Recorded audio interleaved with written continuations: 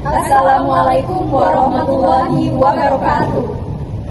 Di sini kami dari kelompok 3, kami akan mempresentasikan laporan hasil Project Based Learning, kajian komprehensif, Conceptual Framework, PSAK 201 dan PSAK 207 pada PT Camresto Indonesia.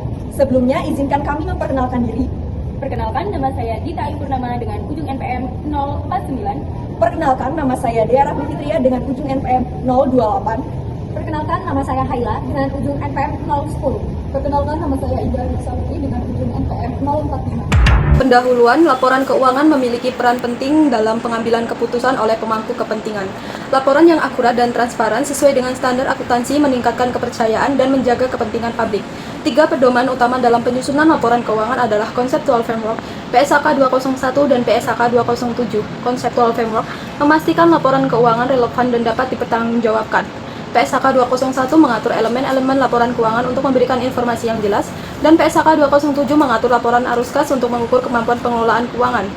PT Camresto Indonesia sebagai perusahaan publik diharuskan mematuhi standar akuntansi ini agar laporan keuangannya dapat dipercaya. Penelitian ini bertujuan untuk menilai sejauh mana PT Camresto Indonesia menerapkan standar akuntansi dalam laporan keuangannya. Di sini saya akan memaparkan tentang tinjauan teoritis. Yang pertama saya akan memaparkan tentang kerangka konseptual. Jadi kerangka konseptual itu adalah dasar dalam pelaporan keuangan yang isinya itu adalah konsep yang saling berkaitan. Kerangka ini tuh memastikan laporan keuangan dibuat sesuai dengan tujuannya, yaitu memberikan informasi yang relevan dan andal. Kerangka konseptual terbagi jadi 3 tingkatan. Pada tingkat pertama itu ada tujuan dari pelaporan keuangan, yaitu menyediakan informasi keuangan suatu entitas yang bermanfaat bagi pemangku kepentingan dalam mengambil keputusan.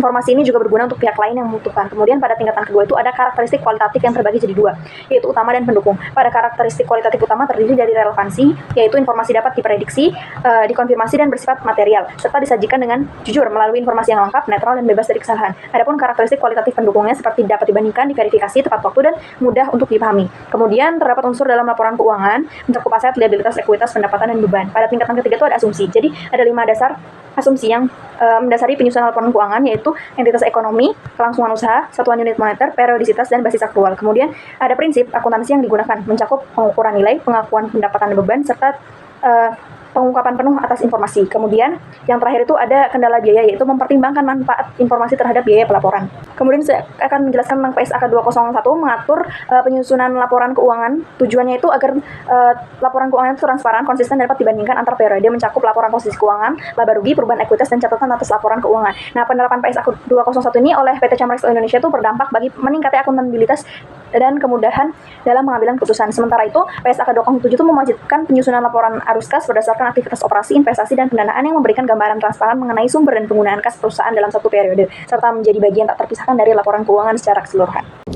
PT Camresto Indonesia Tbk didirikan pada 22 Maret 2010 dan terdaftar di Bursa Efek Indonesia pada 8 Februari 2022 dengan ticker ENAK. Perusahaan ini bergerak di bidang industri makanan dan minuman dan saat ini telah memiliki 7 merek restoran. Hingga 31 Desember 2023, perusahaan telah memiliki 322 gerai di berbagai wilayah Indonesia dengan sekitar 6.310 karyawan. Overview kinerja keuangan PT Camresto Indonesia. Yang pertama aset. Total aset PT Camresto Indonesia Tbk mengalami peningkatan 30% dari 817,51 triliun pada 2022 menjadi 1.059,30 triliun pada 2023 disebabkan oleh ekspansi perusahaan yang cukup agresif, terutama melalui investasi pada aset tetap dan aset sewa operasi. Yang kedua, liabilitas. Total liabilitas perusahaan meningkat sebesar 56% dari 509,36 triliun pada tahun 2022 menjadi 794,97 triliun pada tahun 2023. Peningkatan liabilitas menunjukkan bahwa PT Camresto Indonesia sedang menjalankan ekspansi besar-besaran dengan mengandalkan pembiayaan eksternal seperti pinjaman dan sewa. Hal ini mencerminkan strategi pertumbuhan agresif, namun juga meningkatkan risiko dan kewajiban yang harus dikelola secara hati-hati agar tidak membebani keuangan perusahaan ke depannya. Ketiga, ekuitas. Total ekuitas perusahaan mengalami penurunan sebesar 1,64% dari 268,73 miliar pada tahun 2022 menjadi 264,33 miliar pada tahun 2023. Sebagian besar disebabkan oleh penurunan sebesar 6,16% atau 4,75 miliar dalam laba ditahan yang tidak terdistribusi. Penurunan ekuitas akibat berkurangnya laba ditahan mencerminkan tekanan sementara pada internal keuangan, namun diimbangi oleh perbaikan profitabilitas yang terlihat dari menurunnya defisit. Yang keempat ada laporan laba rugi dan penghasilan komprehensif lain. Pendapatan komprehensif menurun sebesar 84,9% dari 1,6 triliun menjadi 245,26 miliar, menunjukkan laba yang lebih rendah setelah menilai kembali tarif kredit. Penurunan tajam laba tahun berjalan dan pendapatan komprehensif mencerminkan dampak dari beban biaya yang tinggi serta penyesuaian terhadap nilai kredit. Meski demikian, perusahaan masih mampu menjaga profitabilitas dan struktur modal yang sehat serta menunjukkan ketahanan di tengah kondisi pasar yang menantang. Yang kelima ada laporan perubahan ekuitas. Total ekuitas perusahaan turun 4,4 miliar atau 1,64% dari 268,73 miliar pada tahun 2002 menjadi 264,33 miliar pada tahun 2023. Terutama karena penyebaran laba yang belum dikonfirmasi turun sebesar 6,16%, perusahaan mengalami tekanan dari sisi ekuitas akibat penurunan laba yang belum terrealisasi. Namun secara operasional menunjukkan pertumbuhan pendapatan yang luar biasa dan memperkuat tanggung jawab jangka panjangnya terhadap karyawan. Yang kelima ada laporan arus kas. Arus kas dari operasi jatuh 222,8% dari 116,02 miliar pada 2022 menjadi negatif 142,55 miliar pada tahun 2003. Menunjukkan strong likuiditas yang parah. Arus kas investasi juga meningkat dengan pertumbuhan negatif 40,71% dari 156,95 miliar negatif menjadi 220,85 miliar negatif, menunjukkan pertumbuhan tegas dalam kewajiban jangka panjang. Selama periode ini, uang finansial yang memasuki bisnis menurun sedikit lebih dari sepertiga, bergerak turun dari 60,92 miliar menjadi 35,74 miliar, menunjukkan bahwa dana tambahan yang ditambahkan agak minim. Mengingat skenario ini, bisnis harus meningkatkan produktivitas organisasi dan taktik investasi untuk memastikan aliran keuangan yang lebih dapat diprediksi bergerak maju. Perusahaan tengah menghadapi fase krusial berupa tekanan likuiditas akibat lemahnya arus kas operasional, beban investasi yang tinggi, dan penurunan dukungan pendanaan. Yang terakhir ada rasio keuangan. Kinerja rasio keuangan PT Cam Resto Indonesia mencerminkan situasi yang kurang menggembirakan secara keseluruhan. Terjadi penurunan signifikan pada ROA dari 7,61% menjadi 2,01% dan ROE dari 23,35% menjadi 8,07%. Hal ini menunjukkan penurunan efisiensi dalam memanfaatkan aset dan ekuitas untuk menghasilkan laba, yang mencerminkan pelemahan kinerja operasional perusahaan. Selain itu, margin laba bersih atau net profit margin juga menyusut dari 4,93% menjadi 1,49% yang mengidentifikasikan bahwa profitabilitas perusahaan menurun cukup tajam. Setiap rupiah pendapatan hanya menghasilkan laba bersih yang sangat kecil. Dari sisi likuiditas, rasio lancar turun dari 0,53% menjadi 0,34%, memperlihatkan peningkatan risiko likuiditas dan kemampuan perusahaan yang semakin terbatas dalam memenuhi kewajiban jangka pendek. Di sisi lain, rasio leverage meningkat dari 0,62% menjadi 0,75%, menandakan bahwa proporsi utang terhadap aset perusahaan semakin besar yang bisa meningkatkan tekanan keuangan apabila pendapatan tidak cukup untuk menutupi kewajiban. Namun, di tengah penurunan ini, perusahaan masih menunjukkan ketahanan dengan tetap mencetak laba meskipun tipis. Selain itu, meskipun leverage naik, rasio tersebut masih berada di bawah angka 1, yang berarti aset perusahaan masih lebih besar daripada total kewajibannya. Nah, jadi di sini saya akan menjelaskan tentang implementasi konseptual framework pada PT Cam Resto Indonesia. PT Cam Resto Indonesia menerapkan konseptual framework untuk meningkatkan kualitas laporan keuangannya. Yang pertama, tujuan laporan keuangan adalah memberikan informasi yang berguna bagi investor, kreditur, dan penggunaan lainnya dalam mengambil keputusan. Lalu yang kedua, karakteristik kualitatif laporan keuangan yang relevan ditunjukkan lewat predictive value, misalnya kenaikan 12,7% pada tahun 2022, dan confirmatory value, seperti turunnya ROA dan ROE yang menjadi bahan evaluasi strategis, dan ada juga materiality, juga tampak dari pendapatan signifikan yang naik dari 1,26 triliun menjadi 1,42 triliun. Laporan juga memiliki representasi yang andal atau faithful representation karena memenuhi completeness, netral atau tidak berpihak pada pihak manapun, dan free from error yang dibuktikan dengan diauditnya laporan tersebut. Lalu yang ketiga, enhancing qualitative characteristic atau karakteristik pelengkap seperti understandability dapat dibandingkan antara tahun 2022 dan 2023, lalu dapat diverifikasi dan tepat waktu yang dibuktikan mereka merilisnya pada April 2024. Lalu yang keempat, PT Cam Resto juga mengikuti asumsi dasar akuntansi seperti economic entity atau kesatuan ekonomi, going concern atau kelangsungan usaha, monetary unit atau satuan moneter, perioditas dan basis akrual. Implementasi laporan posisi keuangan pada PSAK 201 bagian pengakuan. Yang pertama adalah perusahaan menyajikan aset sesuai klasifikasi lancar atau tidak lancar agar informasi relevan dan andal sesuai dengan PSAK 201 paragraf 60 dan 64. Yang kedua adalah aset tidak lancar seperti merek dagang dan aset hak guna tidak mudah dicairkan sesuai dengan PSAK 201 paragraf 67. Ketiga, liabilitas diklasifikasikan jangka pendek jika akan dilunasi dalam 12 bulan atau jika perusahaan tidak mempunyai hak untuk menunda pelunasan lebih dari 12 bulan sesuai dengan PSAK 201 paragraf 69. Yang keempat adalah liabilitas pengampunan pajak diakui sebesar kewajiban kas terkait aset pengampunan pajak. Selisihnya diakui sebagai tambahan modal disetor sesuai dengan PSAK 201 paragraf 76A sampai 76B. Bagian kedua adalah pelaporan. Yang pertama adalah laporan posisi keuangan menyajikan aset lancar dan tidak lancar untuk membantu menilai likuiditas dan stabilitas keuangan sesuai dengan PSAK 201 paragraf 60. Yang kedua adalah aset lancar seperti kas, piutang persediaan dan biaya dibayar di muka dapat dicairkan dalam 12 bulan sesuai dengan PSAK 201 paragraf 66 dan 68. Yang ketiga adalah ekuitas mencakup informasi modal saham dan agio saham. PT Camresto membagikan dividen tunai sebesar 26 miliar atau 12% saham dari laba 2022 sesuai dengan PSAK 201 paragraf 79. Yang keempat adalah PT Camresto memiliki utang bank jangka pendek ke Bank BCA dan Bank CIMB Niaga. Seluruh fasilitas pinjaman telah dilunasi pada Agustus 2023 dan detail pembayaran pokok dan bunga disajikan sesuai dengan PSAK 201 paragraf 70 sampai 72. Bagian pengungkapan. Yang pertama adalah perusahaan mengungkapkan tanggal jatuh tempo aset atau liabilitas dicantumkan pada catatan atas laporan keuangan sesuai dengan PSAK 201 paragraf 69. Yang kedua adalah PSAK 201 paragraf 69 sampai 75, aset tetap, merek dagang, dan persediaan dijadikan sebagai jaminan atas utang kepada PT Bank Sentral Asia Tbk atau BCA pertanggal 31 Desember 2023 dan PT Bank CIMB Niaga Tbk pertanggal 31 Desember 2022. Catatan atas laporan keuangan bagian 15, 16, dan 17. Yang ketiga adalah PSAK 201 paragraf 77, laporan posisi keuangan atau dalam catatan atas laporan keuangan disajikan dengan cara yang tepat sesuai dengan operasi perusahaan. Bagian pengukuran. Yang pertama adalah PSAK 201 paragraf 59. Aset tetap dinilai berdasarkan biaya perolehan dan disusutkan kecuali tanah, aset tetap disusutkan secara komersial dengan menggunakan metode garis lurus dengan taksiran masa manfaat aset.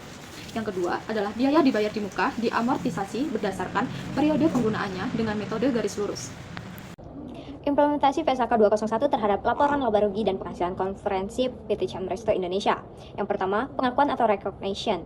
Sesuai dengan PSAK 201 paragraf 76, PT Camresto Indonesia menyajikan pendapatan yang berasal dari kegiatan operasional utama seperti penjualan produk dan layanan, serta mencatat semua beban yang timbul dari operasional seperti beban pokok penjualan dan biaya administratif. Pada bagian laba atau rugi, PSAK 201 paragraf 82, perusahaan harus mengakui semua pos yang berhubungan dengan laba atau rugi secara langsung, kecuali jika peraturan lain di PSAK mengizinkan atau mengharuskan untuk diakui di luar laba atau rugi.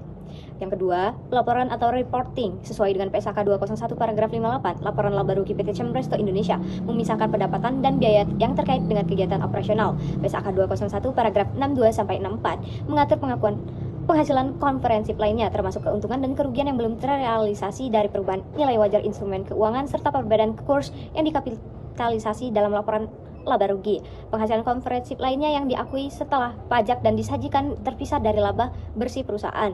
Sesuai dengan PSAK 201 paragraf 40, PT Camresto Indonesia membagikan dividen tunai sebesar 12 perak per lembar saham kepada pemegang saham dari laba bersih tahun 2022.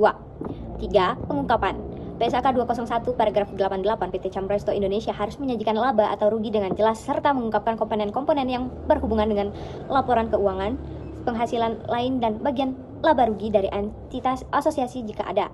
PSAK 201 paragraf 73 mengharuskan pengungkapan mengenai pos penghasilan konferensif lainnya yang belum terrealisasi. 4. Pengukuran. PSAK 201 paragraf 87 PT Camresto Indonesia harus memastikan bahwa semua yang disajikan dalam laporan laba rugi dihitung dengan menggunakan pengukuran yang konsisten sesuai dengan kebijakan akuntansi yang berlaku. Sesuai PSAK 201 paragraf 85, penghasilan komprehensif lain yang meliputi keuntungan dan kerugian yang tidak langsung direklasifikasi ke laba rugi harus diukur sesuai dengan kebijakan yang relevan. Selanjutnya, saya akan menjelaskan tentang implementasi PSAK terhadap perubahan ekuitas PT Camresto Indonesia. Yang pertama, ada pengakuan. Laba periode berjalan sebesar 21,30 miliar diakui sebagai penghasilan komprehensif sesuai dengan PSAK 201 ayat 106A. Dividen diakui sebagai pengurang laba ditahan dan disajikan sebagai distribusi kepada pemilik sesuai dengan PSAK 201 ayat 107. Pengukuran kembali liabilitas timbulan kerja diakui sebagai penghasilan komprehensif lainnya sesuai dengan PSAK 201 ayat 106A dan 106D. Yang kedua, pelaporan. Untuk pelaporan ekuitas mencakup Seluruh komponen seperti modal saham, agios, laba ditahan, dan total ekuitas sesuai dengan PSAK 201 ayat 106D. Disajikan rekonsiliasi saldo awal sebesar 268,73 miliar dan saldo akhirnya sebesar 264,35 miliar untuk tiap komponen sesuai dengan PSAK 201 ayat 106D. Pembagian dividen yang sebesar 23 miliar ditampilkan eksplisit sebagai pengurang laba ditahan sesuai dengan PSAK 201 ayat 107. Penghasilan komprehensif lainnya berupa pengukuran kembali imbalan kerja sebesar 245 juta dicantumkan secara khusus pada PSAK 201 ayat 106A. Selanjutnya ada pengungkapan pengaruh laba sebesar 21,35 miliar dan penghasilan komprehensif lainnya dari liabilitas kerja diungkap pada PSAK 201 ayat 106A. Distribusi dividen sebesar 23 miliar diungkap sesuai PSAK 201 ayat 107. Tidak ada pengungkapan perubahan kebijakan akuntansi atau koreksi kesalahan karena tidak relevan ada pada PSAK 201-110. Untuk pengukuran penambahan modal 1,86 miliar sebagai modal saham ditambah 140,11 miliar sebagai tambahan modal di setor dikurang 1,8 miliar sebagai biaya emisi mencerminkan kontribusi investor baru. Pengukuran kembali liabilitas kerja 245 juta dicatat langsung sebagai penghasilan komprehensif lainnya sebagaimana PSAK 201 ayat 106D yang kedua. Di sini saya akan memaparkan penerapan PSAK 207 oleh PT Cam Resto Indonesia yang mengatur tentang laporan arus kas. Laporan ini menyajikan arus kas selama periode tertentu dan diklasifikasikan ke dalam 3 aktivitas, yaitu operasi, investasi, dan pendanaan. Dari segi pengakuan, aktivitas operasi, PT Cam Resto Indonesia ini mencatat kas masuk dari pelanggan sebesar 1.427 miliar, serta pembayaran kepada pemasok dan karyawan sebesar 702 miliar sebagai arus kas dari aktivitas operasi. Ini sesuai dengan PSAK 207 pasal 14A hingga 14D. Selain itu, beban bunga sebesar 14,3 miliar dan restitusi pajak sebesar 2,4 miliar juga diakui sebagai arus kas operasi, sebagaimana diatur dalam pasal 31 dan 35. Kemudian dari aktivitas investasi, pembelian aset tetap sebesar 113 miliar dan pembayaran uang muka untuk pembelian peralatan dicatat sebagai arus kas investasi. Pencatatan ini sesuai dengan PSAK 207 pasal 16A dan 16B. Dalam aktivitas pendanaan, PT Cam Resto Indonesia itu menerima utang bank sebesar 272 miliar dan melakukan pembayaran dividen sebesar 26 miliar yang seluruhnya itu diakui sebagai arus kas pendanaan sesuai dengan PSAK 207 pasal 17A hingga 17E. Kemudian tidak terdapat pelaporan transaksi non-kas dalam laporan arus kas perusahaan ini. Hal ini sejalan dengan ketentuan PSAK 207 pasal 43 dan 44. Dari segi pelaporan, PT Cam Resto Indonesia ini menggunakan metode langsung untuk menyusun arus kas dari aktivitas operasi, bukan metode tidak langsung. Hal ini sesuai dengan PSAK 207 pasal 18A. Kemudian arus kas dari aktivitas investasi dan pendanaan itu dilaporkan secara terpisah dan tidak digabung, kecuali untuk pembayaran sewa, pembiayaan yang telah dikurangi dengan pembayaran sebelumnya, sebagaimana diatur dalam pasal 22B. Kemudian pengungkapan. Perusahaan secara jelas mengungkapkan bahwa saldo awal kas itu sebesar 63,4 miliar dan saldo akhir kas itu 48,8 miliar, sesuai dengan PSAK 207 pasal 45. Kemudian pengukuran. Selisih kurs itu sebesar 350 juta dicatat terpisah dalam laporan arus kas dan tidak digabungkan dalam saldo kas. Mengacu pada PSAK 207 pasal 28. Alat ukur yang digunakan adalah rupiah sebagai mata uang fungsional di Indonesia sesuai dengan pasal 25. Kemudian beban bunga sebesar 14,3 miliar dimasukkan ke dalam arus kas operasi sesuai dengan pasal 33. Pembayaran dividen sebesar 26 miliar dimasukkan ke dalam arus kas pendanaan sesuai dengan pasal 34. Restitusi pajak sebesar 2,4 miliar juga diklasifikasikan sebagai arus kas operasi sesuai dengan pasal 35. Nah, jadi kesimpulannya, pada tahun 2023, PT Cam Resto Indonesia Tbk menunjukkan pertumbuhan aset 30%, namun disertai peningkatan liabilitas 56% dan penurunan laba 65,7%, likuiditas melemah dan arus kas operasi negatif mencerminkan tekanan keuangan akibat ekspansi agresif. Meski begitu, perusahaan tetap patuh pada standar akuntansi seperti PSAK 201 dan 207. Dengan pelaporan keuangan yang relevan dan jujur dan juga transparan, pengakuan, pengukuran, serta pengungkapan aset, liabilitas, dan laba rugi dilakukan sesuai prinsip akuntansi yang berlaku, menunjukkan kepatuhan serta kualitas informasi yang baik bagi pengguna laporan keuangan. Sekian presentasi yang dapat kami sampaikan mengenai laporan hasil Project Based Learning. Terima kasih telah menyaksikan. Kami akhiri. Wassalamualaikum warahmatullahi wabarakatuh.